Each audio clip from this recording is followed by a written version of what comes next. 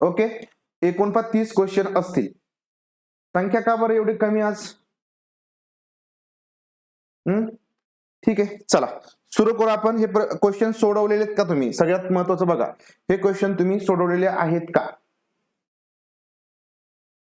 बघा काय प्रश्न आहे, काय उत्तर दिलं तुम्ही या प्रश्नाचं? Developmental changes. ठीक आहे, म्हणजे विकासात्मक परिवर्तन कसं असतं, विकासात्मक बदल हा कसा असतो, विकासात्मक बदल कसा असतो? Occur at a universal space in children across cultures, म्हणजे सभी संस्कृतियों के बच्चों में सार्वभौमिक गती से होत आहे. पहा, जो विकास असतो त्या सगळ्या संस्कृतीमधील जी मुलं असतात त्याच्यामध्ये सार्वभौमिक युनिव्हर्सल होतो का, म्हणजे समान होतो का? तर समान नाही होत. मध्य बाल्यकाल तक बहुत तेज गती से होत आहे, फिर रुक जाता है. थांबतो का विकास? विकास थांबत नाही. बरोबर, विकास या ठिकाणी थांबत नाही.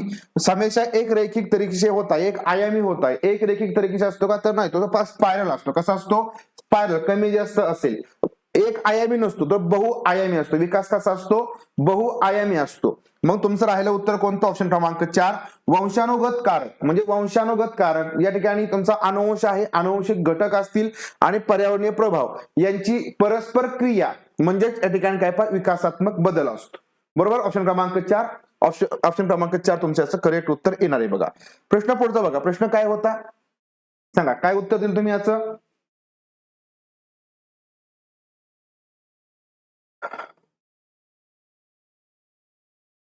Dash is an example of use of gross motor skill, while dash skill requires use of fine motor skill. बघा, डॅश स्थूल गत्यात्मक चालन कौशल्य का उदाहरण आहे. आता बघा, तुम्हाला स्थूल गत्यात्मक म्हणजे या ठिकाणी ग्रॉस मोटर स्किलचं उदाहरण यापैकी कोणतं आहे? आणि उदाहरण आहे जबकि डॅश सूक्ष्म गत्यात्मक कौशल की आवश्यकता होती है. बरोबर, म्हणजे फाईन मोटर स्किलचं या ठिकाणी आवश्यकता काय असेल? भागना, चित्र बनाना, निचोडना, चलने, पकडना, चढणे, आडी तिरछी रेखाएं बनाना, ताली बजाना. आता बघा, आडी तिरछी रेखाएं बनाना, तर हे काय तुमचं फाईन मोटर येईल. पहा काय येईल? पहा हे फाईन आहे. पहा पकडना सुद्धा पहा फाईन मोटर येईल. निचोडना म्हणजे पहा स्क्विजिंग करतो ना आपण, असे बघा स्क्विजिंग करतो, हे सुद्धा काय? पहा तुमचं फाईन मोटर येईल. आपल्याला इथं स्थूल म्हणजे तुम्हाला या ठिकाणी ग्रॉस मोटर पाहिजे. भागना येईल, काय येईल इथं? पहा भागना येईल. आणि मग या ठिकाणी जबकि चित्र बनाना काय येणार तुमचं? सूक्ष्म गती कौशल्य येईल. पहा चित्र बनाना. ठीक आहे, ऑप्शन क्रमांक 1 मध्ये पहा भागना और चित्र बनाना येईल. बाकी बघा, चलना सुद्धा पहा सूक्ष्म आहे. चढणं म्हणजे पहा क्लाइम्बिंग हे आपण ग्रॉस मोटर स्किल आहे. ताली बजाना, टाळी वाजवणं हे सुद्धा तुमचं ग्रॉस मोटर स्किल येईल. ठीक आहे, बघा प्रश्न क्रमांक 3. इलेक्शन ड्युटी झाल्या नाहीत का लोकांच्या अजून?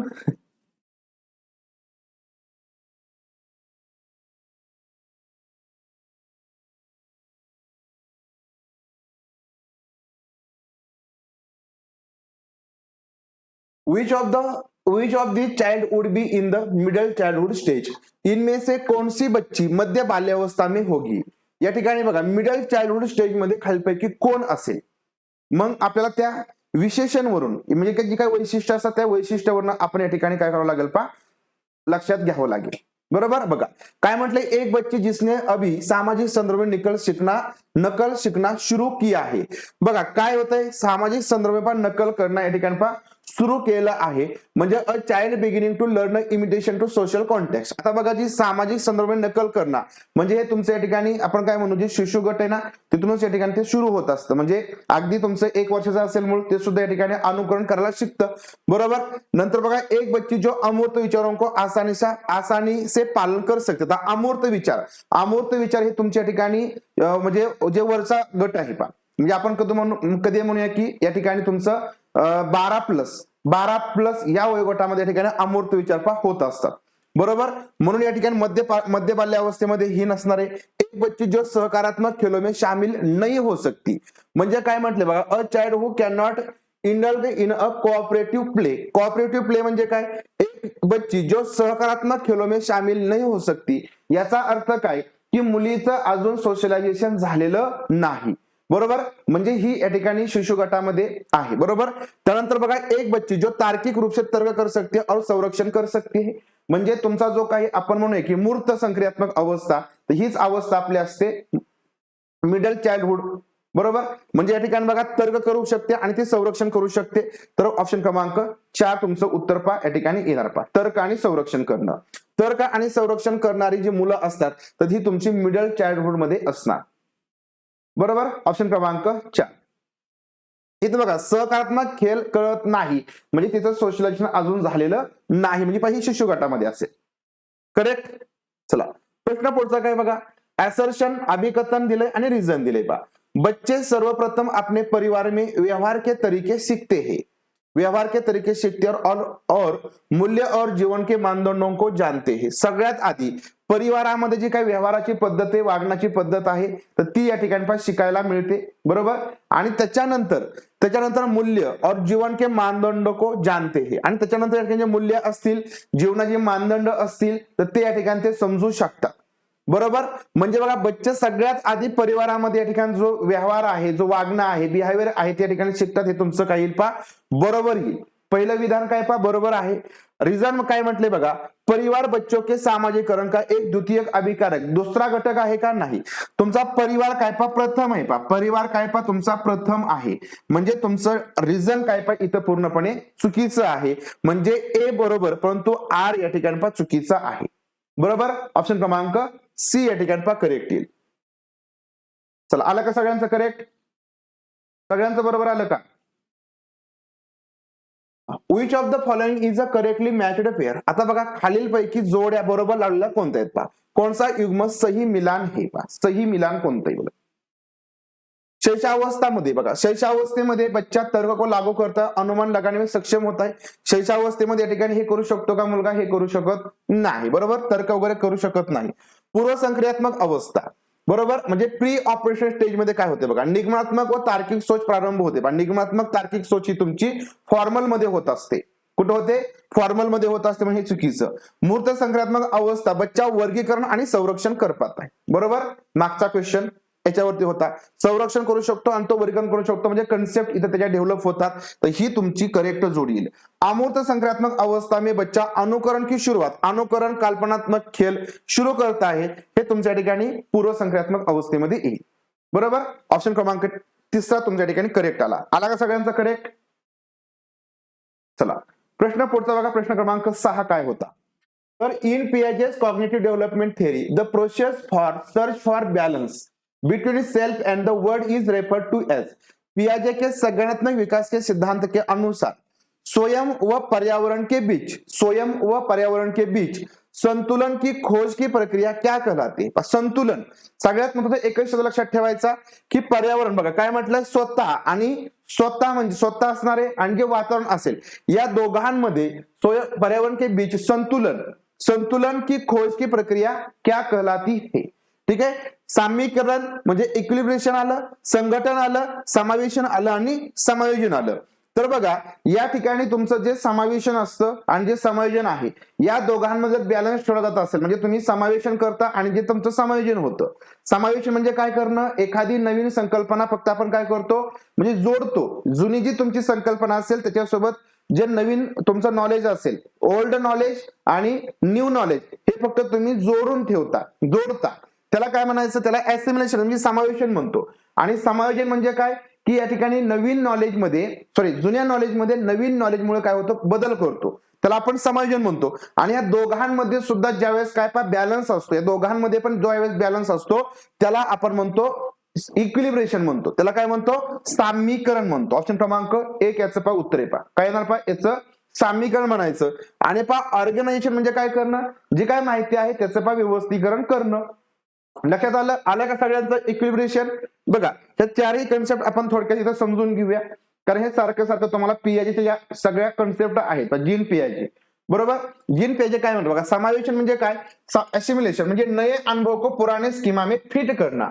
म्हणजे थोडक्यात जे तुमचे नवीन अनुभव असतील ते जो काय तुमचा ओल्ड स्कीमा आहे तुमची ओल्ड कन्सेप्ट आहे त्याच्यामध्ये काय करणं फक्त ऍड करत राहणं म्हणजे तुमचं हे समावेशन असतं. समायोजन म्हणजे काय अकॉमोडेशन म्हणजे काय असतं नये अनुभव के अनुसार जे काय तुमचं नवीन अनुभव असतील एक्सपिरियन्स येतील त्याच्या अनुसार या ठिकाणी स्कीमा बदलणं म्हणजे जो काय तुमचा जुना स्कीमा आहे त्याच्यामध्ये बदल करणं जुन्या कन्सेप्ट मध्ये काय करणं बदल करणं. मात्र ह्या लक्षात घ्या असिमिलेशन मध्ये बदल होत नाही.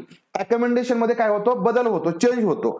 नंतर संघटन काय असतं तर स्कीमा को व्यवस्थित करणं जी काही माहिती असणार आहे जी तुमची जुनी माहिती असेल ती म्हणजे व्यवस्थित नसेल आपण नंतर काय अनुभव आले तर ती माहिती आपण काय करतो, व्यवस्थित करतो. त्याला म्हणायचं या ठिकाणी ऑर्गनायझेशन, संघटन. आणि साम्यीकरण म्हणजे इक्विलिब्रेशन किंवा संतुलन याला म्हणायचं, की ऍसिमिलेशन, तुमचं ऍसिमिलेशन असेल आणि तुमचं हे समायोजन असेल, या दोघांमध्ये बॅलन्स, संतुलीकरण करण्याचं काम या ठिकाणी जे होतं तर त्यालाच आपण इक्विलिब्रेशन असं पण म्हणतो.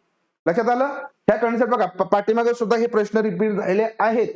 लक्षात घ्या, सोपं आहे, फक्त तुम्हाला रिपिटेशन करावं लागेल, रिव्हिजन करावं लागेल. बघा सोपं आहे पा. नंतर मग काय होतं, आपण नंतर खूप उशिराने बघितलं की मग कन्फ्युजन वाढतं. इक्विलिब्रेशन. चला प्रश्न क्रमांक 7 बघा.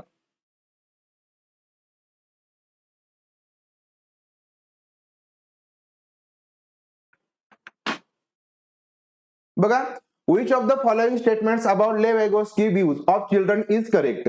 निम्नलिखित में से कौन सा कथन लेव वैगोस्की के बच्चों के बारे में विचार को सही प्रकार से दर्शाता है? पहा, लेव वैगोस्कीच्या ठिकाणी विद्यार्थ्यांच्या संदर्भात योग्य विचार कोणता आहे? पहा, योग्य विचार यापैकी कोणता आहे? वायगोस्की ने सुझाव दिया है की बच्चों में बहुत सी क्षमताएं होती है. वायगोस्की म्हणतात की मुलांमध्ये भरपूर अशी ऍबिलिटी असते, जिनमें वे कार्य शामिल है, जिनमें वे कार्य, ज्याच्यामध्ये हे काम असतात जिन्हें बच्चे सहायता के साथ कर सकते. मुलं कशाने करतील? मदतीने करतील. जिथे तुमची मदत आहे तिथंच वायगोस्कीने बरोबर सांगितलं, म्हणजे ऑप्शन क्रमांक 1 बरोबर. इंग्रजीमध्ये तुम्ही बघितलं बघा, इथं कॅन डू विथ सपोर्ट म्हणजे पास स्कॅफोल्डिंगने ते करू शकतात, स्कॅफोल्डिंगने. ठीक है, बघा आता दुसऱ्यामध्ये काय म्हटलं, वैगोस्की बच्चों को एक कोरा कागज के रूप में देखते. कोरा कागज असणं निगेटिव्ह आहे. वैगोस्की ने प्रस्तावित किया है कि बच्चे वयस्कों की तुलना में मात्रात्मक रूप से कम सोचते हैं. मात्रात्मक रूपाने कमी या ठिकाणी विचार करतात का? नाही. तर ही या ठिकाणी चुकीचं आहे. वायगोस्की ने बच्चों की क्षमताओं को बहुत कम आका है, म्हणजे मुलांची क्षमता या ठिकाणी खूप कमी आहे असं म्हटलेलं आहे का? तर नाही. तर वायगोस्की म्हणतात की मुलामध्ये भरपूर अशी क्षमता आहे आणि त्या क्षमतेच्या माध्यमातून मुलं म्हणजे क्षमता या ठिकाणी काय करतील? वापरतील. तसेच या ठिकाणी मदत सुद्धा घेतील आणि अजून आपली क्षमता डेव्हलप करतील. म्हणून ऑप्शन क्रमांक तुमचा 1 या ठिकाणी करेक्ट येणार. ओके, चला प्रश्न क्रमांक 8 बघा, काय दिलं उत्तर?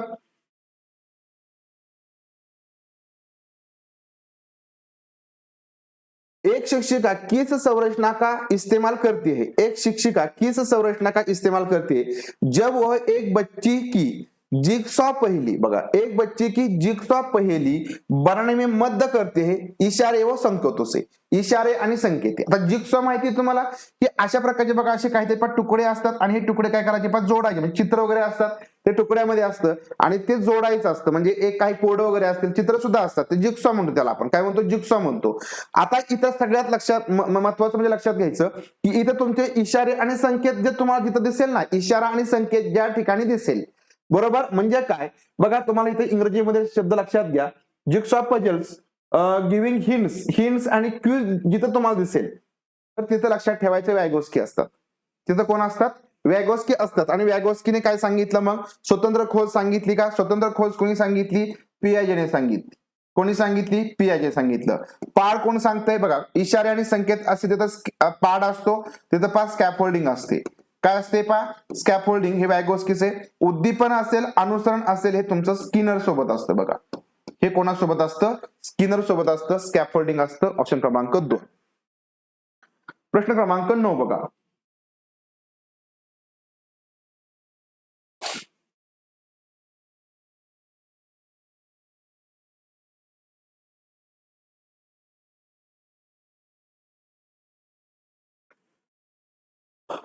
बघा काय प्रश्न आहे? अभिकथन ए आणि रिझन आर दिले. अभिकथन मध्ये म्हटलंय की एक बाल केंद्रित कक्षा, बाल केंद्रित म्हणजे चाइल्ड सेंटर्ड पॉझिटिव्ह आहे, व्यक्तिवादी होती है. बाल केंद्रित कक्षा कशा असते?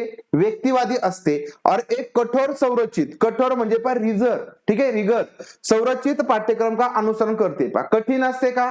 कठीण नसते, लचिली असते. कशी असते?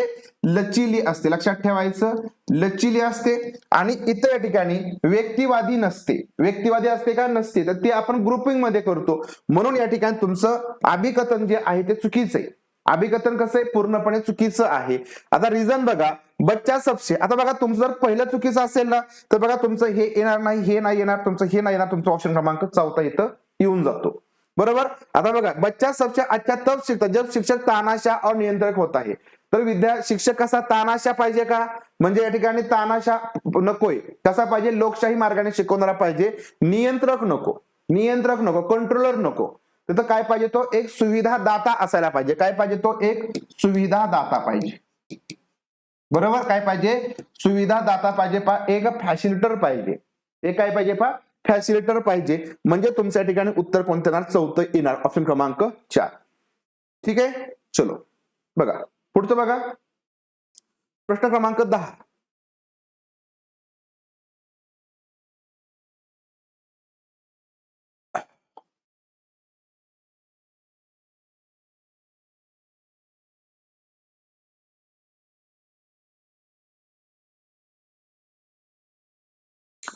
निम्नलिखित में से क्या एक प्रगतिशील कक्षा की विशेषता है? बघा, प्रगतिशील वर्गाची विशेषता कोणती? प्रगतिशील वर्गाची विशेषता कोणती? शिक्षिका पूरी तरह से कक्षा को बघा नियंत्रित करणार नको, नियंत्रित करणारी नको. ठीक आहे. नंतर बच्चों की भागीदारी, मुलांची भागीदारी जास्त असते. न्यूनतम म्हटलं निगेटिव्ह आलं. न्यूनतम काय आलं? निगेटिव्ह आलं. गतिविधियां कार्य करते समय बच्चों का मूल्यांकन किया जाता है. म्हणजे एखादी ऍक्टिव्हिटी करत असताना मुलांचं मूल्यांकन केलं जातं. बरोबर आहे. आपण निरीक्षण करतो आणि मुलांचं मूल्यांकन सुद्धा आपण याच्यामध्ये करत असतो.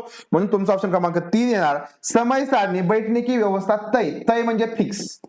तय म्हणजे कशी? फिक्स्ड. फिक्स्ड कसं असतं? निगेटिव्ह. फिक्स्ड कसं असणार? निगेटिव्ह असणार. एक सर नवाज सर थोडस बघा, हे हिंदीमध्येच क्वेश्चन आहे बघा. फिक्स तय नसते.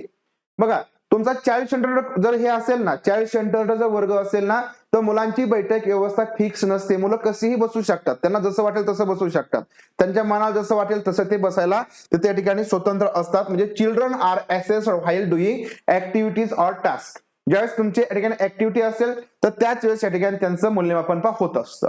ठीक आहे, ऑप्शन क्रमांक 3. प्रश्न 11 बघा.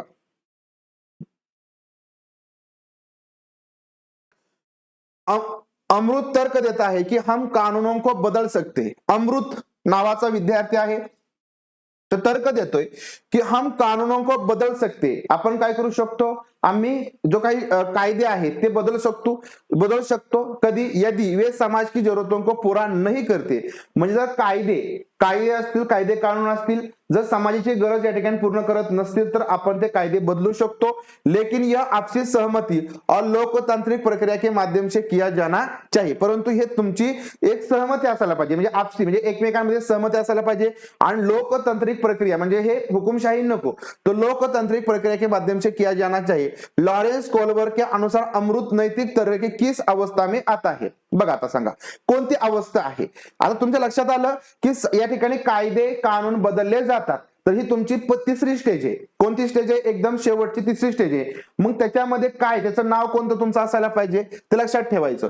Social order orientation, social contract orientation, universal ethics principle आणि good boy good girl orientation. आता बघा good boy good girl orientation हे तुमच्या 2ऱ्या स्टेजमध्ये, बरोबर, त्यामुळे तुमचं हे येणार नाही. आता बघा सोशल ऑर्डर ओरिएंटेशन म्हणजे सामाजिक व्यवस्था अभिविन्यास, म्हणजे सोशल ऑर्डर ओरिएंटेशन अनुसार सामाजिक अनुबंध कॉन्ट्रॅक्ट ओरिएंटेशन आणि युनिव्हर्सल इथिक्स प्रिन्सिपल कशामध्ये येणार? बघा इथे एक लक्षात ठेवा, तुमचं बरोबर आहे उत्तर पारंपरिकच असणार आहे. तुमचं उत्तर पारंपरिक, परंतु त्याच्यामधली जी 3री स्टेज आहे त्याच्यामधली 5वी आणि 6वी जे लेवल आहेत ना, 5वी आणि 6वी लेवल, त्याच्यामधलं कोणतं हे विचारले. इथं बघा, इथं म्हटलंय की तुम्हाला सहमती आणि लोकतांत्रिक प्रक्रिया पाहिजे. म्हणजे कायदे तर बदलू आपण, कायदे तर काय करू? बदलू, परंतु त्यासाठी लोकांची सहमती आवश्यक आहे आणि लोकशाही मार्गाने ते बदललं पाहिजे. म्हणजे इथं बघा, इथं तुम्ही डायरेक्टली कोणाचेच ऐकणार नाही या पद्धतीने नसता. म्हणजे इथं तुम्ही आपण काय म्हणू की लोकशाही मार्गाने त्या गोष्टी करता. तर तुमची जी 5वी लेवल असते ना, 5वी लेवल, त्या 5वी लेवल मध्ये हे होतं. आणि जी एकदम 6वी लेवल असते ना, ती तुमची सार्वत्रिक असते. म्हणजे जर समजा कायदे जर असे असतील, चुकीचे असतील, जर म्हणजे कोणाला न्याय मिळत नसेल ना, तर तो या ठिकाणी कायद्याचा विचार न करता ते पूर्णपणे बदलले जातात किंवा त्याच्या विरोधामध्ये या ठिकाणी त्या गोष्टी आपण करू शकतो. तर हे तुमचं काय येणार? युनिव्हर्सल इथिक्स प्रिन्सिपल मध्ये येणार. परंतु इथं काय म्हटलं बघा, कानून को बदल सकते हैं यदि वे समाज की जरूरतों को पूरा नहीं करते, लेकिन बघा परंतु इथं म्हटलं ना लेकिन आपसी सहमती आणि लोकतांत्रिक प्रक्रिया के माध्यम से, तर ही तुम्हाला या ठिकाणी 5व्या ह्याच्यामध्ये हे करावं लागतं. म्हणजे हे तुमचं सोशल कॉन्ट्रॅक्ट ओरिएंटेशन येतं. म्हणजे बघा अनुबंध म्हणजे समाजाचा या ठिकाणी विचार करून या गोष्टी कराव्या लागतील. इथं मात्र या ठिकाणी किंवा कायद्याचा विचार केला जात नाही. म्हणजे लोकतांत्रिक वगैरे या प्रक्रिया ठिकाणी म्हणजे आपण लोकशाही मार्गाने त्या गोष्टी करत नाही. अगदी ते तुम्हाला पूर्ण बदलायचं असेल ना तर कायद्याच्या विरोधामध्ये तुम्हाला तिथं जाता येतं, तुम्ही तिथं जात असता. बरोबर. तर ते तुमचं या ठिकाणी सार्वभौमिक नैतिक सिद्धांत येतो. म्हणजे सगळ्यात महत्वाचं कोणतं या ठिकाणी न्याय सर्वोच्च असतो. एकदम 6व्या स्टेजमध्ये न्याय सर्वोच्च असतो. मग त्याचा कायदा वगैरे बघितला जाणार नाही. लक्षात आलं. ऑप्शन क्रमांक बी. ठीक आहे बघा हे समजून घ्या. चलो प्रश्न 12 बघा. प्रश्न 12 काय आहे. असू द्या काय अडचण नाही सर. ठीक आहे.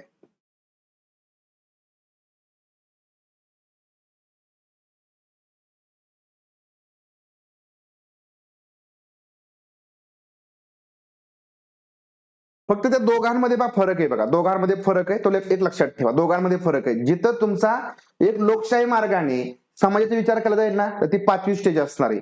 आणि एकदम हायर लेवलची म्हणजे न्याय सर्वोच्च, मग तिथं कायद्याचा वगैरे विचार केला जाणार नाही. जरी कायदा चुकीचा असेल ना तो मोडला जाईल. बघा in Howard Gardner's theory persons high on dash intelligence have finer sensibilities regarding their identity human existence and meaning of life. म्हणजे हावर्ड गार्डनर के सिद्धांत में डैश वृद्धि की व्यक्तियों में अपनी पहचान मानव अस्तित्व और जीवन के अर्थ के बारे में संवेदनशीलता होती है. कशामध्ये सांगा. वे प्रकृतिवादी, भाषाई, अंतर्वैयक्तिक की अंतवैयक्तिक. सगळ्यात महत्त्वाचं बघा एकच शब्द तुमच्या लक्षात यायला पाहिजे. अपनी पहचान म्हणजे स्वतःची ओळख. अपनी पहचान म्हणजे काय. स्वतःची ओळख. स्वतःची ओळख म्हणजे लक्षात घ्यायचं की स्वतःला आपण कधी ओळखतो ज्यावेळेस आपण स्वतःचं आत्मचिंतन करू. बरोबर ना. स्वतःमध्ये ठिकाणी बघू त्यावेळेस स्वतःची ओळख होईल. मानवाचं अस्तित्व आणि जीवनाच्या अर्थसंदर्भात संवेदनशील असतो. म्हणजे जीवन नेमकं काय आहे याबद्दल या ठिकाणी आपल्याला समजतं. तर ते तुमचं इंट्रापर्सनल असणार. काय असणार. इंट्रापर्सनल. बरोबर. तर हे तुमचं बघा इंट्रापर्सनल इथं लक्षात घ्यायचं. इंटरपर्सनल म्हणजे दुसऱ्यांचं. इथं लक्षात घ्यायचं दुसऱ्यांचा विचार होतो. दुसऱ्यांचा विचार इथं स्वतः लक्षात घ्यायचं दुसऱ्यांचा विचार होतो. इंट्रापर्सनल म्हणजे स्वतःचा विचार. ठीक आहे. स्वतःचा विचार. लक्षात आलं ना हे. बघा इंट्रापर्सनल म्हणजे स्वतःचा विचार असतो आणि इथं दुसऱ्यांचा विचार करतो. दुसऱ्यांचा आपण भलं वगैरे ते विचार करतो म्हणजे इंटरपर्सनल. हे लक्षात घ्यायचं. अंतवैयक्तिक. याच्यामध्ये कारण कन्फ्युजन होतं म्हणून तुम्हाला मी साध्या सोप्या भाषेमध्ये सांगितलं की ते तुम्ही लक्षात ठेवा. कसं लक्षात ठेवायचं ते.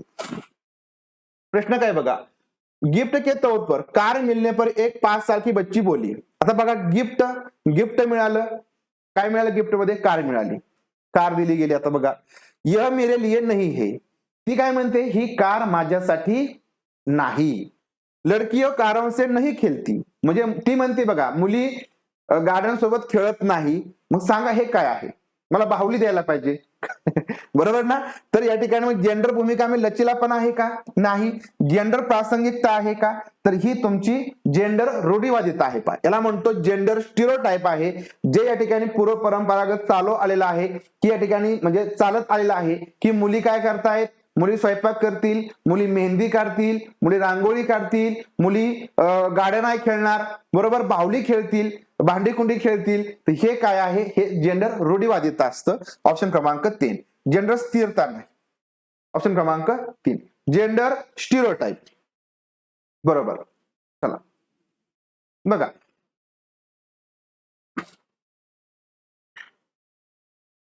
चला प्रश्न पुढचं बघा. काय विचारला प्रश्न. कक्षा में संस्कृति व भाषाई भिन्नताओं को ध्यान में रखते हुए कौन सी नीति प्रभावी होगी. संस्कृती आणि भाषाई भिन्नता. बघा संस्कृती पण वेगळी आणि भाषा सुद्धा वेगळी असेल तर हे लक्षात घेऊन कोणती नीती कोणती पद्धती या ठिकाणी प्रभावी असेल. मानकीकृत आणि कठोर. बघा मानकीकृत असेल कठोर असेल तर हे चुकीचं आहे. निगेटिव्ह आहे. प्रत्यक्ष निर्देश के तरीको डायरेक्टली निर्देश देणे डायरेक्टली इन्स्ट्रक्शन देणं कसं आहे निगेटिव्ह आहे. बघा डायरेक्टली इन्स्ट्रक्शन देणं हे निगेटिव्ह आहे. प्रत्यक्ष निर्देश म्हणजे बघा इथं म्हटलंय method of direct instruction negative आहे. नंतर कक्षा में प्रतिस्पर्धा की भावना, प्रतिस्पर्धा पाहिजे का, अजिबात नको. विभिन्नताओं का अभाव के रूप में न देखना, म्हणजे विभिन्नता ही काय अभाव नाही, ही काय कमी नाही, तर विभिन्नता विविधता हे काय पॉझिटिव्ह आहे आणि याच्यातून काही गोष्टी आपल्याला शिकाय मिळतील. तर याकडे आपण पॉझिटिव्ह किंवा सकारात्मकतेने बघणं गरजेचं आहे. म्हणजे recognise the differences are not defects, म्हणजे जे काही विविधता असते तर ती कुठल्याही प्रकारचा डिफेक्ट नाही. तर या ठिकाणी विविधता असेल तर यातून शिकण्यासाठीचे चान्सेस म्हणजे अवेलेबल असतात. बरोबर, म्हणजे विभिन्नताओं का अभाव के रूप में न देखना. लक्षात घ्या, वाक्य पूर्णपणे निगेटिव्ह आहे. वाक्य पूर्णपणे निगेटिव्ह आहे. घाई गडबडीमध्ये आपण त्याचा अर्थ पॉझिटिव्ह घेत नाही, हे लक्षात घ्या. आहे ना सगळं निगेटिव्ह वाक्य, अर्थ पॉझिटिव्ह आहे पण तो वाक्य पूर्णपणे निगेटिव्ह आहे. चला प्रश्न पुढचा बघा, प्रश्न क्रमांक 15. राष्ट्रीय शिक्षा नीति 2020 प्रस्तावित करती है कि मूल्यांकन एनईपी 2020 अनुसार मूल्यांकन क्या है.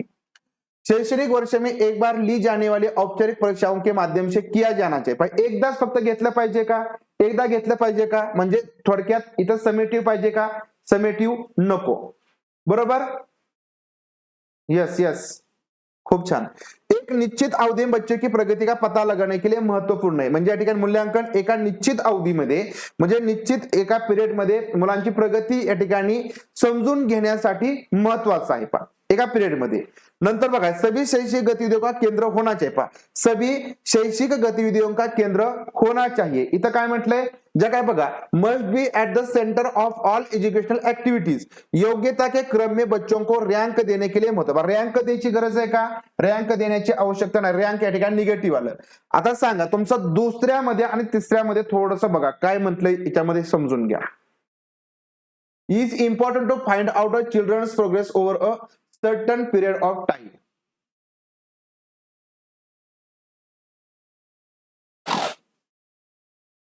बघा व्यवस्थित विचार करा, प्रश्नावरती व्यवस्थित विचार करा की काय वेगळं त्याच्यामध्ये दिलेलं आहे का, जे तुमचं उत्तर बदलू शकतंय का. बघा एकदा विचार करून बघा.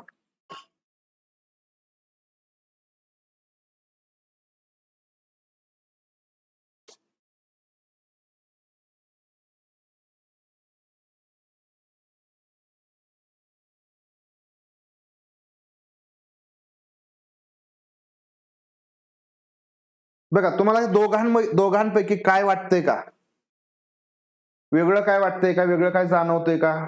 बघा बरं, एनईपी मध्ये म्हटलंय की या ठिकाणी मूल्यांकन तुमचं कसं असायला पाहिजे.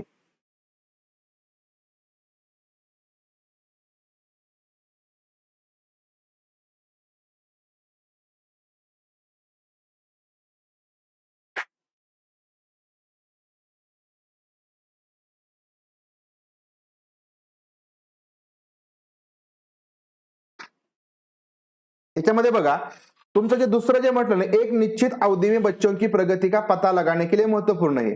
म्हणजे बघा तुमचं जे मूल्यांकन असेल ना, आपण काय करतो सगळ्यात महत्वाचं फॉर्मॅटिव्ह हे तुमचं पॉझिटिव्ह आहे. बरोबर. आता बघा मूल्यांकनाचा उपयोग कशासाठी होतो, सगळ्यात महत्वाचं मुलांची प्रगती याच्यासाठी. तर आपण या ठिकाणी म्हणजे प्रगती होते किंवा नाही, त्याची प्रोग्रेस होते किंवा नाही याच्यासाठी आपण मूल्यांकन करतो. म्हणजे तुमच्या ठिकाणी दुसरं बरोबर की नाही. एक निश्चित अवधी में म्हणजे बघा तुमचे कुठलाही एखादा कालावधी असेल तर त्या कालावधीमध्ये मग सारखं आपण करतो ना, समजा एखादा धडा शिकवला किंवा मुलांना समजलं किंवा नाही, त्याची प्रगती आहे किंवा नाही हे आपण पाहतो ना, तर ते पाहण्यासाठी मूल्यांकन आपल्याला करावं लागतं. म्हणजे फॉर्मॅटिव्ह मूल्यांकन आपण त्याला म्हणतो. ज्यावेळेस पाहिजे त्यावेळेस आपण ते मूल्यांकन करतो. म्हणजे या ठिकाणी तुमचं दुसरं या ठिकाणी करेक्ट येणार. बरोबर ना. दुसरं तुमचं काय या ठिकाणी करेक्ट येणार ठीक आहे. नंतर बघा इथं काय म्हणलं, सभी शैक्षिक गतिविधियों का केंद्र होना चाहिए. म्हणजे must be at the center of all educational activities. आता इथं काय म्हणतं बघा, ज्या काय सगळ्या ऍक्टिव्हिटी असतील ना, सगळ्या ऍक्टिव्हिटी त्याच्या केंद्रस्थानी काय असायला पाहिजे, हे मूल्यमापन असायला पाहिजे असं म्हटलेलं आहे. आता बघा हे जे तुमचं आहे ना तिसरं, हे सुद्धा या ठिकाणी तुमचं करेक्ट येईल. म्हणजे दोन्ही तुमचे करेक्ट येतील. परंतु जे दुसरं आहे ना, दुसरं हे जास्त करेक्ट येईल. कारण बघा प्रत्येकच ऍक्टिव्हिटीच्या ठिकाणी आपण त्याचं मूल्यांकन करेल असं नाही. तुमची प्रत्येकाची ऍक्टिव्हिटी असेल ना, तर त्याच्यामध्ये तुम्ही मूल्यांकनाच्या दृष्टिकोनातून बघितलं पाहिजे असंही नाही ना. म्हणजे इथं म्हणलं बघा सभी शैक्षिक गतिविधियों का केंद्र होना चाहिए. म्हणजे मूल्यांकन प्रत्येकाची आपण जी ऍक्टिव्हिटी घेईल त्याच्या माध्यमातून मूल्यांकन या ठिकाणी व्हायला पाहिजे. ठीक आहे, हे बरोबर आहे, परंतु सगळ्याच नाही. म्हणून या ठिकाणी बघा तुम्ही इथं दोन्ही उत्तरपद देऊ शकता. Is a important to find out a child progress over a certain period of time.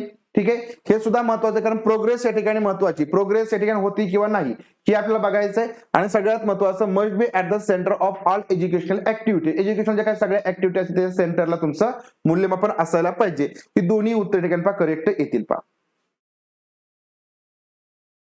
हा, निश्चित अवधी म्हणजे वेळेनुसार आपण करू शकतो ना. म्हणजे बघा सगळ्यात महत्त्वाचं तुमची प्रोग्रेस आहे. बघा मुलाची प्रोग्रेस होते किंवा नाही हे बघायचंय ना आपल्याला. मूल्यमापन म्हणजे फॉर्मॅटिव्ह मूल्यमापन आपण करतो की मुलाची प्रगती तर महत्वाची ना. प्रगती जर होत नसेल तर या ठिकाणी म्हणजे आपल्याला ते माहितीच होत नसेल तर मग आपण पुढचं अध्ययन कसं करायचं, किंवा समजा त्यांची डायग्नोस्टिक टेस्ट घ्यायची असेल किंवा त्यांची काय कमतरता समजून घ्यायची असेल आपल्याला समजणार नाही ना. म्हणून या ठिकाणी तुम्हाला हे ऑप्शन क्रमांक दुसरंही द्यावं लागेल. बघा ओके, समजलं. हा मार्क आहेत ना सगळ्या, दोन्ही पण तुमच्या इथे करेक्ट येतील. चला प्रश्न पुढचा बघा, प्रश्न क्रमांक 16.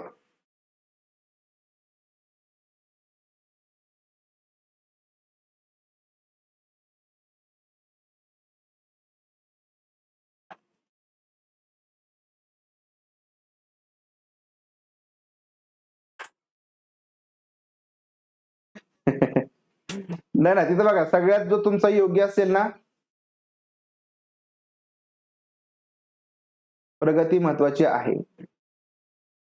काय काय 15 निश्चित अवधी म्हणजे 1 वर्ष पण येईल का? नाही नाही नाही, निश्चित अवधी 1 वर्ष नाही येणार. बघा प्रोग्रेस महत्वाची, तुम्ही वारंवार ते करणार ना. बरोबर. समावेशी शिक्षा के लिए क्या आवश्यक आहे, इन्क्लुझिव्ह क्लासरूम साठी आवश्यक काय असेल. विद्यार्थियों में क्षमता आधारित कठोर समूह नकोय, कठोर शब्द नकोच.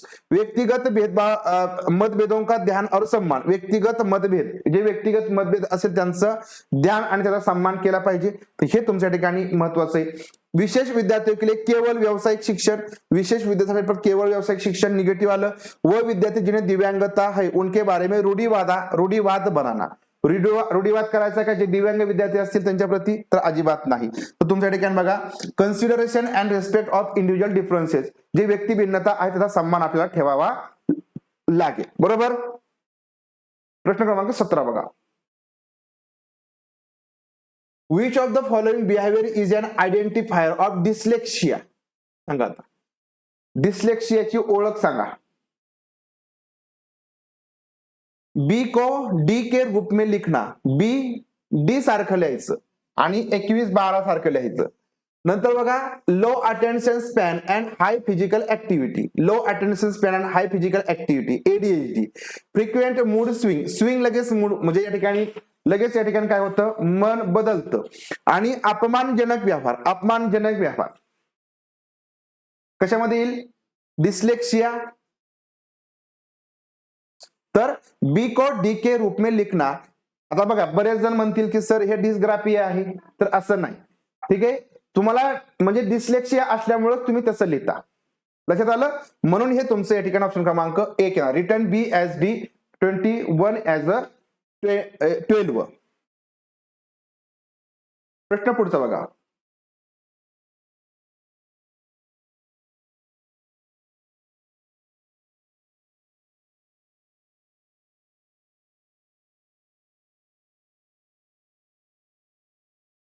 Students having autism can be identified by challenge they face in. वो विद्यार्थी जिन्हें सोलिनता है उनकी पहचान उनके सामने आने वाली किस क्षेत्र की चुनौती से की जा सकती है.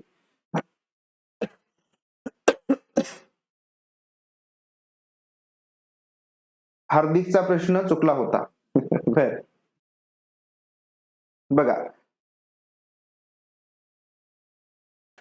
जो वो विद्यार्थी जिन्हें सोलिनता है उनकी पहचान उनके सामने वाली किस क्षेत्र की चुनौती से की जा सकती है. अभिव्यंजक और ग्रंथशील संचार में चुनौती, एक निश्चित दिनचर्या का पालन करने में चुनौती, सूचना को याद रखने में चुनौती, स्थूल गत्यात्मक कौशल्य में चुनौती. सांगा ऑटिझम असणाऱ्या मुलाला या ठिकाणी नेमकं काय होतं, काय असेल त्याची तर सगळ्यात महत्वाचं ते अभिव्यक्त होऊ शकत नाही, एक्सप्रेस होऊ शकत नाही, म्हणजे एक्सप्रेसिव्ह अँड रिसेप्टिव्ह कम्युनिकेशन बघा ते त्यांच्यामध्ये मग्न असतात, त्यामुळे ते इतरांशी बोलू शकत नाही. सामाजिक कौशल्य, सामाजिक इंटरॅक्शन त्यांचं कमी असतं, इतरांशी ते म्हणजे संभाषण वगैरे करण्यामध्ये कमी पडतात. बरोबर, तर हे तुमचे ऑप्शन क्रमांक 1 येईल. अभिव्यंजक आणि ग्रहणशील संचार में चुनौती असते. बरोबर, एक निश्चित फॉलोइंग फिक्स रुटीन असतं का? एक फिक्स रुटीन ते ठेवतील का? अजिबात नाही. मेमोरायझेशन असेल का इन इन्फॉर्मेशन किंवा ग्रॉस मोटर स्किल याच्यामध्ये नसतं. तर हे 3 या ठिकाणी चुकीचे येतील. ऑप्शन क्रमांक 1 तुमचा करेक्ट आहे बघा ऑटिझम संदर्भामध्ये. प्रश्न 19.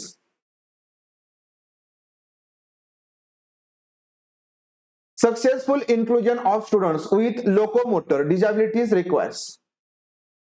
3 प्रश्न आले बघा याच्यावरती आणि आपला स्पेशल सेशन झाला बरं का. याच्यावरती अपंगत्वावरती एक स्पेशल सेशन झालाय, तुम्ही थेअरीमध्ये बघून घ्या, जर बघितलं नसेल तर थेअरीमध्ये बघून घ्या. बघा, ओ विद्यार्थी जिन्हें दिव्यांगता है उनके सफल समावेशन के लिए क्या आवश्यक है. पण दिव्यांग विद्यार्थी असतील त्यांचं आपल्याला इन्क्लुजन करायचंय, सफल या ठिकाणी काय करायचंय, सगळ्यात महत्वाचं समावेशन करायचंय. त्यांच्यासाठी या ठिकाणी काय आवश्यक असेल. पहिला म्हटलंय सुलभ अवसंरचना इमारती. सुलभ म्हणजे बघा ऍक्सेसेबल इन्फ्रास्ट्रक्चर पाहिजे का?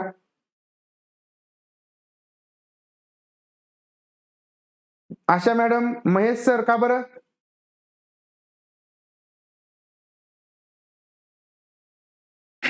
महेश सर व्यवस्थित बघा. आशा मॅडम बघा प्रश्न व्यवस्थित बघा. काय आहे प्रश्न? काय विचारले आपल्याला की दिव्यांग विद्यार्थ्यांचं सफल समावेशन करायचं आहे, त्याच्यासाठी आवश्यक काय असेल. तुम्ही म्हणताय साथियों के बीच सहानुभूती आणि दया. लक्षात घ्या, दिव्यांग विद्यार्थी असतील यांच्यासाठी सहानुभूती आणि दया हे निगेटिव्ह शब्द आहे बघा. सहानुभूती आणि दया हे निगेटिव्ह आहे, लक्षात घ्या. तर तुम्हाला सुलभ अवसंरचना आणि इमारती पाहिजे, म्हणजे ऍक्सेसेबल इन्फ्रास्ट्रक्चर पाहिजे. म्हणजे बघा जे दिव्यांग विद्यार्थी असतील ना त्यांना म्हणजे वर्गामध्ये जाण्यासाठी येण्यासाठी हँडल्स असतील किंवा ठिकाणी रॅम्प असेल, या सगळ्या गोष्टी या ठिकाणी देणं गरजेचं असतं की मुलं ते शाळेमध्ये येतील आणि त्यांचं काय होईल पा सफल असं समावेशन होईल. ओके, ऑप्शन क्रमांक 1 अलगाव नको, पक्षपातीपूर्ण नको आणि सहानुभूती आणि दया पण नको. लक्षात घ्या, अपंग विद्यार्थी असतील यांच्यासाठी सहानुभूती आणि दया दाखवायची नसते. म्हणजे कसं की आपण म्हणतो अरे ह्यांच्या प्रति दया वगैरे नाही, त्या मुलांना उलट निगेटिव्ह वाटतं, त्यांना इतरांसारखीच वागणूक देणं पण गरजेचं असतं. कायम लक्षात ठेवा. ऑप्शन क्रमांक 1. प्रश्न 20. चुकून होतं पण लक्षात घ्या, असं नाही व्हायला पाहिजे बरं का, असं नको व्हायला नको बघा.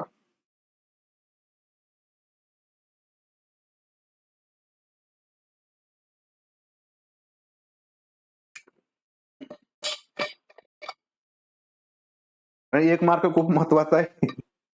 1 मार्काची किंमत तुम क्या जानो. बरोबर ना. निम्नलिखित में से कौन सा अभ्यास विविध अधिगम प्राथमिकता वाले विद्यार्थियों को शामिल करने में सहायक होगा. कुठला अभ्यास विविध अधिगम प्राथमिकता वाले, काय म्हटलंय, inclusion of students with diverse learning preferences. ठीक आहे, सांगा. कार्य की प्रासंगिकता, मूल्य और प्रामाणिकता को कम करना. प्रामाणिकता काय करणं, कमी करणं. बघा कमी करून जमेल का? कमी करणं हे निगेटिव्ह आहे बघा. बरोबर ना. हे ऑप्शन क्रमांक 1 काय पा चुकीचं आहे. दुसऱ्यामध्ये म्हटलंय आसपास के खतरों और विकर्षणों को कम करना.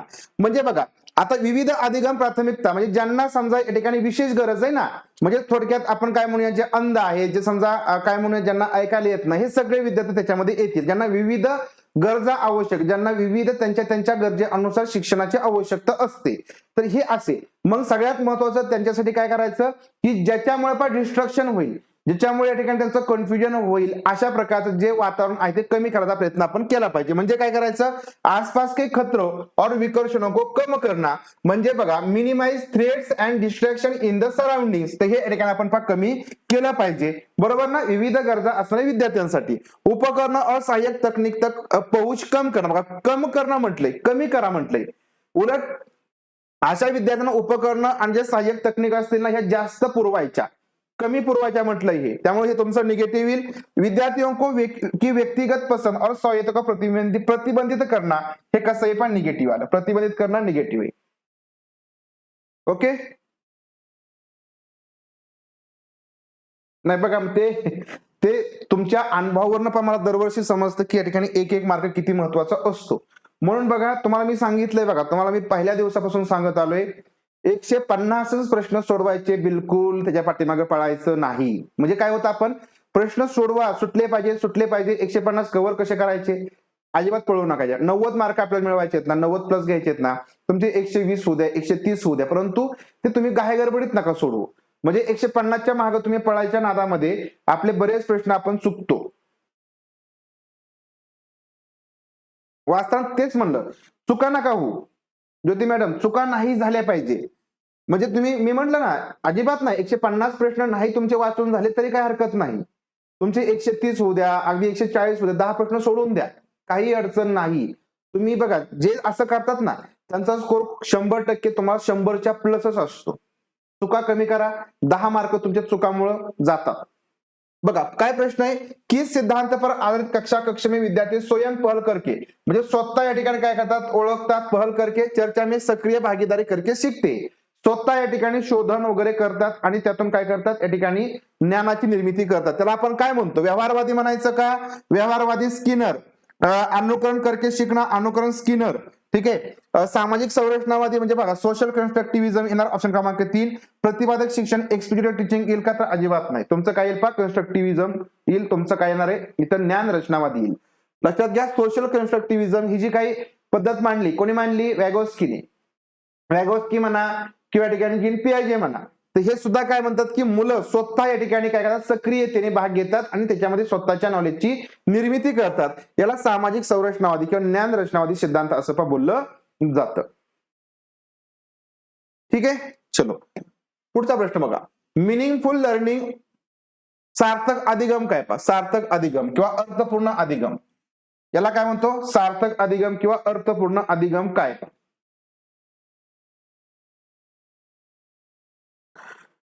मुख्य रूप से ज्ञान को जो को त्यो उत्पन्न करता है. बघा, सार्थक अर्थपूर्ण अधिगम म्हणजे कॉपी पेस्ट नसतं. जो को त्यो म्हणजे काय बघा, की रिप्रोडक्शन ऑफ नॉलेज, म्हणजे आहे तसंच या ठिकाणी उतरवणं, हे अर्थपूर्ण अधिगम असणार आहे का. जो का त्यो शब्द जो आहे तो निगेटिव्ह आहे, लक्षात घ्या. अर्थपूर्ण सार्थक अधिगम तुमचा पॉझिटिव्ह आहे. तब होता जब विषय वस्तू के गैरसंदर्भित केले जात आहे. पहा बघा, गैरसंदर्भित जर केलं तर त्याच्यामुळे अर्थपूर्ण अधिगम होत नाही. गैरसंदर्भित या ठिकाणी करणं कसं आहे, निगेटिव्ह आहे. बरोबर.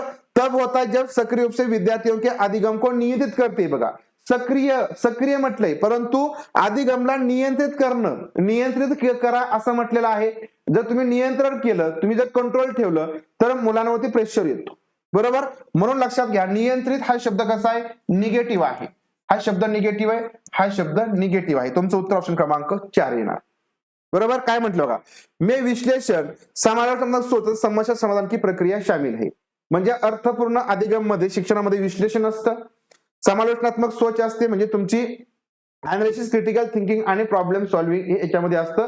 याच्या माध्यमातून या ठिकाणी मुलांचं जे अधिगम होतं, जे शिक्षण होतं ते कसं होतं, अर्थपूर्ण होतं. बरोबर. तिथं नियंत्रण नसतं. नियंत्रण असलं की मुलांवरती काय येतो, आपण म्हणू की मुलं थोडीशी दबावामध्ये जातात. म्हणजे आपण म्हटलं ना, एवढेच मार्क पडले पाहिजे, तेवढेच मार्क पडले पाहिजे, याने मुलं चांगल्या प्रकारे शिकत नाहीत. बरोबर की नाही. 35% वाला सुद्धा IAS होऊ शकतो. याचं कारण काय, त्याच्यावरती कुठल्या प्रकारचं कंट्रोलच नव्हतं आणि तो त्याने स्वतः डायव्हर्ट होत गेला. त्याने स्वतःचा अभ्यास केला आणि अगदी तो IAS पण झाला. आणि अगदी एखादा 90% मार्क पडतात, 95% मार्क पडतो, व्यावहारिकता नसते, स्वतःचा विचार तो करत नाही. स्वतःचा विचार म्हणजे त्याची डेव्हलपमेंटच झालेली नसते, फक्त पुस्तकी नॉलेज त्याला असतं, बाकीचं नॉलेज नसतं. म्हणून लक्षात घ्या, ह्या सगळ्या गोष्टी, विश्लेषण आलं पाहिजे, समालोचनात्मक सोच म्हणजे क्रिटिकल थिंकिंग डेव्हलप झाले पाहिजे आणि प्रॉब्लेम सॉल्व्हिंग प्रक्रिया ठिकाणी येणं गरजेचं आहे. बघा, कंट्रोलमुळे सोडवून दिला. हा, व्हेरी गुड. चला प्रश्न पुढचा बघा, प्रश्न क्रमांक 23. राष्ट्रीय शिक्षा नीति 2020 में निम्नलिखित में से किसकी वकालत नहीं की गई. वकालत म्हणजे समर्थन. वकालत म्हणजे नाही की गई म्हणजे समर्थन केलेलं नाही. आन्सर फसवाय की नाही म्हणजे लक्षात ठेवायचं. बघा, त्यामुळे गडबड नाही करायची, कारण हे असंच होतं. प्रश्न नंतर तुम्हाला बाहेर आला की ना, तुम्ही वर्गाच्या बाहेर आल्यावरती, अरे हे प्रश्न किती सोपा होता आणि मी चुकलो कसं. बघा, मी तुम्हाला संभाव्य धोका सांगतो बरं का, प्रत्येक वेळेस मी खूप वेळा सांगतो. म्हणजे बरेच जण म्हणत सर सारखं सारखं निगेटिव्ह आम्हाला काय करतात, परंतु ह्या गोष्टी सांगणं गरजेचं आहे हो. कारण तर तुम्हाला ते लक्षात राहील. आपण म्हणतो ना पुढच्याला ठेस लागली तर आता आपण शहाणं झालं पाहिजे. या गोष्टी याच्यामध्ये असतात. प्रश्न सोपे असतात, सोपे असतात प्रश्न, फक्त तिथली सिच्युएशन वेगळी असते. बघा काय म्हटलं याच्यामध्ये सांगा. संरचनात्मक समज तुमची असायला पाहिजे. वकालत नाही केली असं म्हटलंय. संरचनात्मक समज असायला पाहिजे तर असायला पाहिजे, याची वकालत केली एनईपी मध्ये. योगात्मक मूल्यांकन समेटिव्ह नको. पाठ्यक्रम वृद्धी म्हणजे इन्क्रीजिंग क्युरिक्युलम कंटेंट म्हणजे कंटेंट वाढवा. उलट काय म्हटलंय, कंटेंट कमी करा, भार हलका करा असं म्हटलंय. आणि प्रौद्योगिकी उपयोग में कमी. बघा प्रौद्योगिकी उपक्रम म्हणजे आयसीटी आहे, आयसीटी मध्ये वाढ करा म्हटलंय. आयसीटी मध्ये काय झाली पाहिजे, वाढ झाली पाहिजे. इथं म्हटलंय कमी करा, कमी करा असं म्हटलंय का? नाही, नका होऊन देऊ. बघा मी तुम्हाला सांगितलंय परीक्षा जशी जवळ येणार तसं ह्या गोष्टी होणार आहेत. होऊ द्यायचं नाही. खरं सांगतो तुम्हाला, अजिबात होऊ देऊ. तुम्ही म्हणताय ना माझा अभ्यास नाही, तुमचा अभ्यास झालाय. खरंच अभ्यास तुमचा झालाय, फक्त आपण कॉन्सन्ट्रेशन ठेवा. बघा तुमचं इथं 4 उत्तर येईल. 2, 3 आणि 4 हे तिघांची पण वकालत केलेली नाही. फक्त संरचनात्मक समज पर जोर म्हणजे एम्फिसाइज ऑन कन्सेप्च्युअल अंडरस्टँडिंग, तर याच्यावरती या ठिकाणी काय केली, म्हणजे आपण म्हणू की त्याचं समर्थन केलेलं आहे. कन्सेप्च्युअल म्हणजे कन्सेप्ट समजून घ्या. बरोबर, कन्सेप्ट समजून घ्या, तेवढंच या ठिकाणी आपल्याला करावं लागतं. चुकलं की नाही सोपं? अतिघाई संकटात जाईल. निम्नलिखित में से कौन सा युग्म प्रतिक्रिया और लक्ष्य अभिविन्यास का सही मिलाप है? काय म्हटलं, प्रतिक्रिया आणि लक्ष्य अभिविन्यास म्हणजे तुमचा गोल ओरिएंटेड. लक्ष्य अभिविन्यास म्हणजे तुमचं गोल ओरिएंटेड सही है म्हटल्या, सही म्हटले. प्रतिक्रिया आणि लक्ष्य अभिविन्यास. बघा किसी विशेष रुचि के क्षेत्र में क्षमता में सुधार के लिए कार्यपत्रक करना. काय म्हटलंय, किसी विशेष रुचि, तुमची विशेष रुचि असेल ना तर त्याच्यामधील जे काही क्षमता आहे ती वाढवण्यासाठी एखादं वर्कशीट बनवणं. महारत हासिल करने की दिशा में उन्मुख लक्ष्य म्हणजे या ठिकाणी गोल ओरिएंटेड, मास्टरी ओरिएंटेड.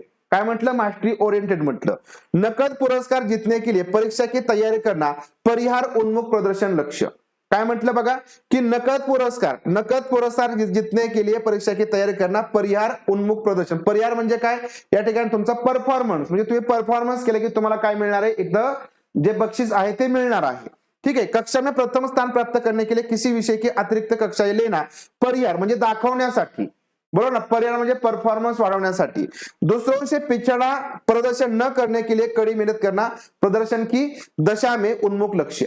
हे तुमचे तीनही या ठिकाणी बरोबर, जोड्या बरोबर आहेत. परंतु आपला प्रश्न काय विचारला होता की प्रतिक्रिया आणि लक्ष्य अभिविन्यास, काय पाहिजे, लक्ष्य अभिविन्यास. हे तुमचं फक्त ऑप्शन क्रमांक 1 मध्ये येतं की तुमची रुची आहे आणि त्याच्यासाठी तुम्ही काय करताय, ऍबिलिटी वाढवायचं आहे, त्यासाठी एक वर्कशीट तुम्ही बनवताय.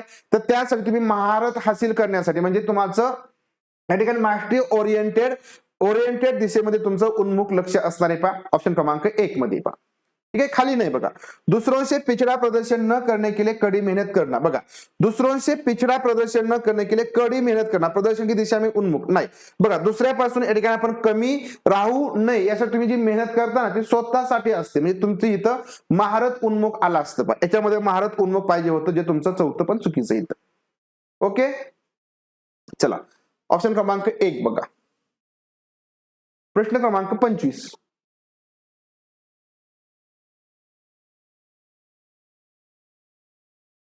विद्यार्थियों के अधिगम को सुसाध्य करने के लिए एक शिक्षिका को निम्नलिखित में किस पर ध्यान देना चाहिए? विद्यार्थियों के अधिगम को सुसाध्य करने के लिए एक शिक्षिका को निम्नलिखित में से किस पर ध्यान देना चाहिए?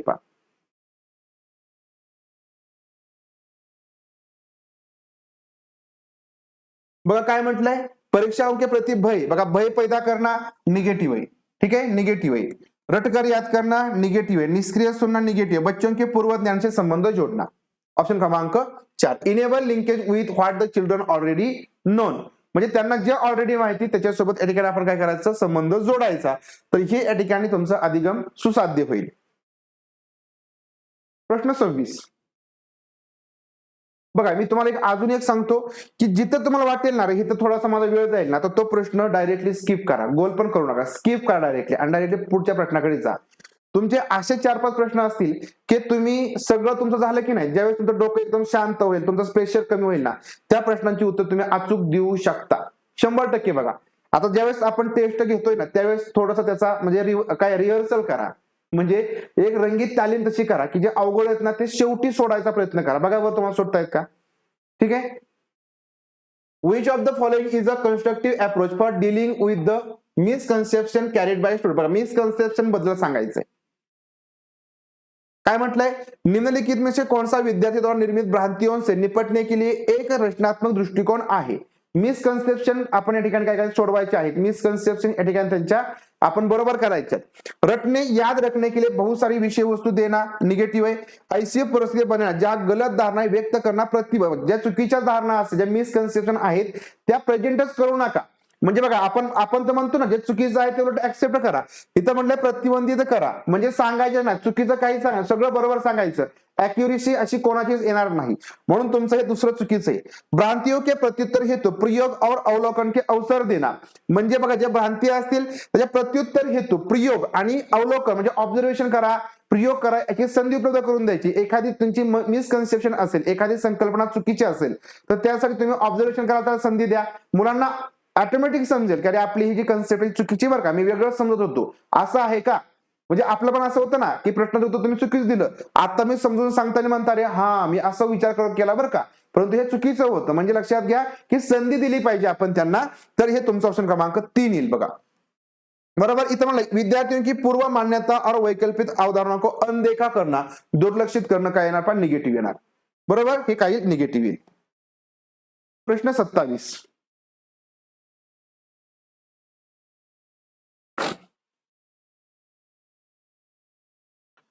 Which of the following is helpful in facilitating conceptual understanding of a task among students? म्हणजे आता कन्सेप्च्युअल या ठिकाणी जी अंडरस्टँडिंग आहे ती वाढवायची किंवा ती काय करायची, सहज सोपी करायची. बघा निम्नलिखित में से क्या विद्यार्थियों के बीच किसी कार्य की संरचनात्मक समझ को सुसाध्य करने में सहायक है. सुसाध्य करणं काय पा, सुसाध्य करणं पॉझिटिव्ह आहे, मग द्या तुमचं पॉझिटिव्ह उत्तर. बघा प्रतियोगिता प्रतिस्पर्धा करणं निगेटिव्ह आहे, चर्चा आणि संवाद पॉझिटिव्ह आहे, वेदन अभ्यास निगेटिव्ह आहे, दंड निगेटिव्ह आहे. ऑप्शन क्रमांक 2. ऑप्शन क्रमांक 2 आलं सगळ्यांचं उत्तर. Very good. चला प्रश्न क्रमांक 28 बघा. प्रभावी अधिगम हेतु एक शिक्षिका को विद्यार्थियों में डैश को सक्रिय करना चाहिए. प्रभावी अधिगम आणि विद्यार्थ्यांना सक्रिय करणं कसं आहे पा, पॉझिटिव्ह आहे. म्हणजे प्रश्न तुमचा कसा आहे, पॉझिटिव्ह. बघा निगेटिव्ह पॉझिटिव्ह टॅग वर्ड्स लक्षात ठेवत चला, मी प्रत्येक वेळेस तुम्हाला त्या आन्सर सांगतोय, त्यामध्ये लक्षात ठेवा.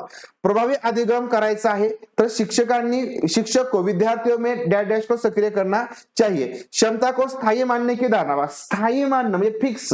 स्थायी म्हणजे काय पा, फिक्स्ड. फिक्स्ड कसं आहे तुमचं, निगेटिव्ह आहे. बघा म्हणजे बघा क्षमता को, जी काही क्षमता असते, जी ऍबिलिटी असते ती म्हणजे आपण म्हणू की ती फिक्स असते, त्याच्यामध्ये सुधारणाच होणार नाही.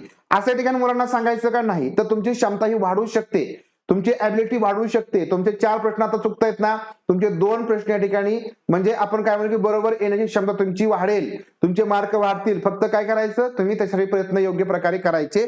तर या ठिकाणी तुम्ही शिकवलं पाहिजे. या ठिकाणी आपण फिक्स आहे असं म्हणणं चुकीचं आहे. क्षमता की वृद्धिशील होणे की धारणा, म्हणजे क्षमता ठिकाणी वाढू शकते, तर ही या ठिकाणी मुलांना सांगणं. प्रतिस्पर्धाची भावना निगेटिव्ह आलं आणि हीनता की भावना हे निगेटिव्ह आलं. तर ऑप्शन क्रमांक 2 incremental belief of ability among children. Okay चला प्रश्न क्रमांक 29. सर सर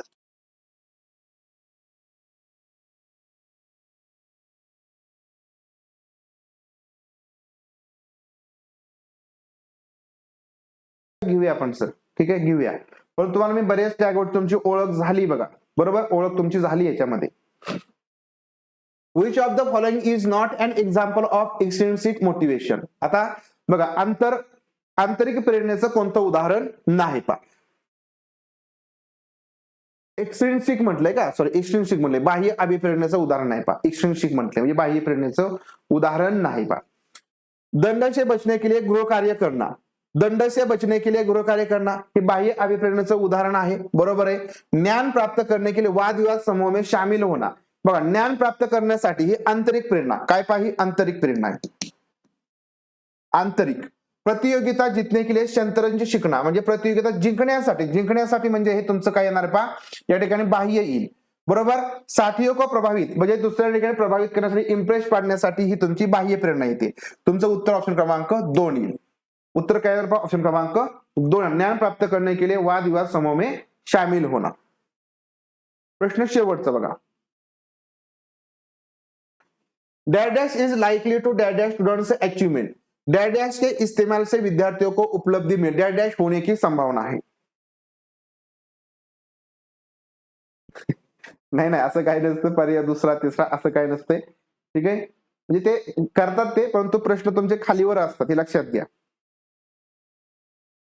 डैश डैश के इस्तेमाल से विद्यार्थियों की उपलब्धि में डैश डैश होने की संभावना. आता इथे लक्षात घ्या कशाच्या वापरातून जी उपलब्धी आहे तर ती काय असायला पाहिजे, संभावना असतील, म्हणजे हा पॉझिटिव्ह प्रश्न तुम्ही घ्यायचा आहे. बघा इथं प्रासंगिक पाठ्यक्रम जर वापरला तर या ठिकाणी उपलब्धी म्हणजे यश या ठिकाणी कमी होईल का, इथं कमी होईल म्हटलं म्हणजे उलट म्हटलंय ना, हे निगेटिव्ह आहे. नंतर इथं बघा इथं सुद्धा बघा कमी म्हटलं म्हणजे निगेटिव्ह आहे, ठीक आहे. आता वृद्धी म्हणजे या ठिकाणी वाढ होईल म्हणजे हे बरोबर आहे बघा. म्हणजे इथं बघा सामाजिक सहयोग के इस्तेमाल से म्हणजे एकमेकांना सहयोग केला, याचा जर वापर केला तर विद्यार्थियों की उपलब्धी में वाढ होईल, वृद्धी होईल, बरोबर. ऑप्शन क्रमांक 3 येईल बघा. सोशल कोलॅबोरेशन इन्हान्स, सामाजिक सहयोग इथं लिहूया आपण पहा, सामाजिक सहयोग आणि इथं काय येणार पहा वृद्धी म्हणजे वाढ, काय होईल वाढ होईल बघा. ऑप्शन क्रमांक 3. चला सांगा किती स्कोर आला तुमचा, 30 पैकी स्कोर सांगा. आणि काही कन्सेप्ट तुम्हाला म्हणजे यातल्या समजल्या नाही तर तेही सांगा. बघा कन्सेप्ट हे आपल्या झालेले आहेत, त्यासाठी बघा पाठीमागचे जे रेकॉर्डेड व्हिडिओ आपण टाकले वेगळ्या फोल्डरमध्ये ते बघून घ्या, ठीक आहे. सगळं आपलं झालेलं आहे, तरी पण आपण आता एकदा रिवाइज एकदा करूया आपण. शेवट गोड झाला ना, 29 आले, छान, व्हेरी गुड. 28 छान. नाही आपण ही टाकलेली बघा टेस्ट आपण टाकलेली आहे. विस्मरणासाठी तुम्हाला म्हणून रिपिटेशन करावं लागतं, रिव्हिजन करावं लागतं पहा, विस्मरण तुमचं. त्यामुळे तुम्हाला मी सांगतो ना, तुम्ही ती पाठीमागची व्हिडिओज बघत चला, तुम्ही जे थिअरीचे आहे तर ते सारखे रिवाइज करा. विस्मरण हे होणारच आहे बघा, होणारच आहे, विस्मरण होतं, म्हणून हे तुम्हाला आता ते करावं लागेल. फक्त कॉन्फिडन्स तुमचा लूज होऊ देऊ नका, हे करा म्हणजे या ठिकाणी तुम्हाला कोणत्या प्रकारची अडचण येणार नाही. तुमचा स्कोर या ठिकाणी पण सांगा.